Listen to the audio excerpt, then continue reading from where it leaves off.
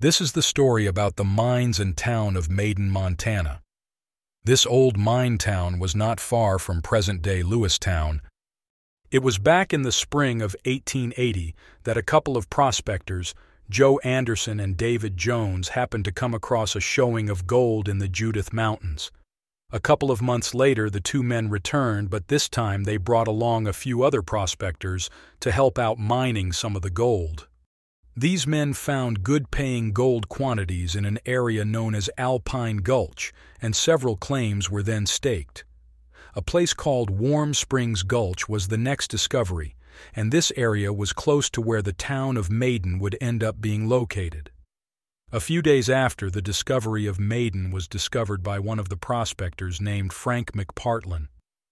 Like most old mine camps in history, it's always the placer gold that is located first, mostly because it's the easiest type of gold to mine. A man needed nothing more than a shovel and a gold pan to get started, and this mine camp was no different.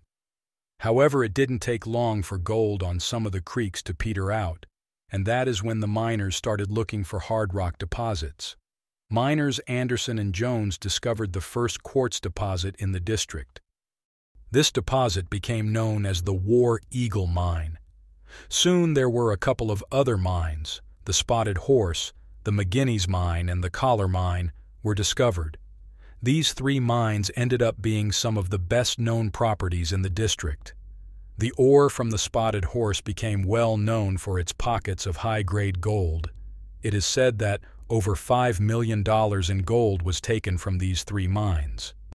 The first building in the town site of Maiden was erected in June 1881. It was a log structure built by Pike Landusky. If you haven't heard the story of Pike Landusky, be sure to watch the Maiden Montana video. I'll leave a link in the description box below as well as a link at the end of this video.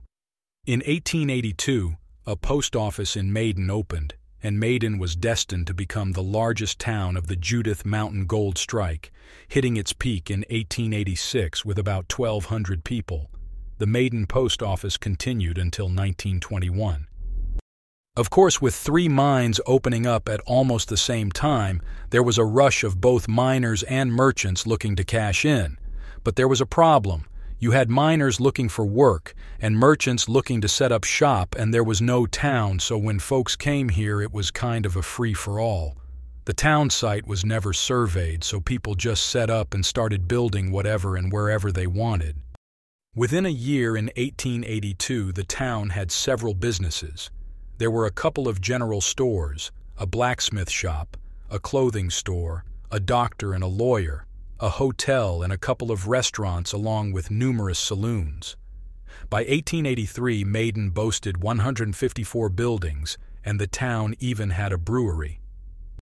This was a mining town that could be the envy of many due to the fact that just a short distance away there was good grazing land where cattle could be raised and gardens could be grown, so the town always had fresh produce, unlike some of the mine camps we read about in places like Arizona.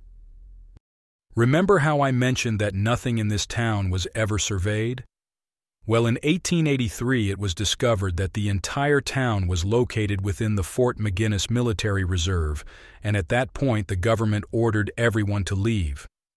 However, a compromise was eventually reached with the government, whereas the military reservation was reduced to exclude the town. One of the first mines to go into production was the Collar Mine. The two men who discovered this mine were quick to sell out to a group of investors. These investors got to work right away with putting in a road and getting a mill set up and essential buildings to accommodate workers. However, once they started mining and milling, they only lasted a week or so and the mine was shut down. Turns out the mill they built could not handle the types of ore they were mining, and all the gold and silver was almost entirely lost. This venture had already cost the investors around $125,000 and also left debts for wages and supplies, and none of the investors wanted to pony up any more cash. The other mine of note was the Spotted Horse Mine. This mine had high-grade gold and paid well at first. However, the two partners were good prospectors, but not efficient miners. These two men were running waste rock with good ore and not doing a good job of grinding the ores either, and soon ran out of money.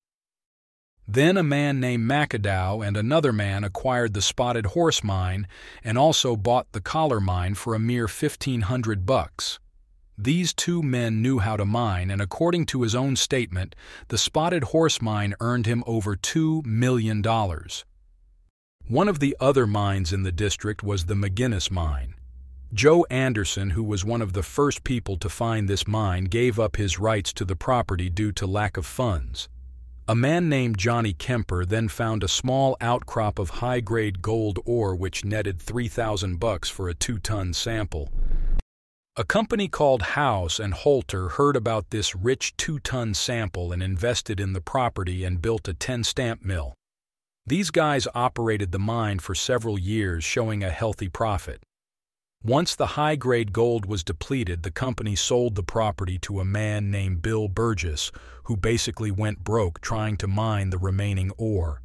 Having bitter feelings about almost going broke, he jumped the bordering claim, which caused friction between these mine owners. When the owner of the jumped claim came and tried to boot Williams from his property, Williams shot and killed him instantly.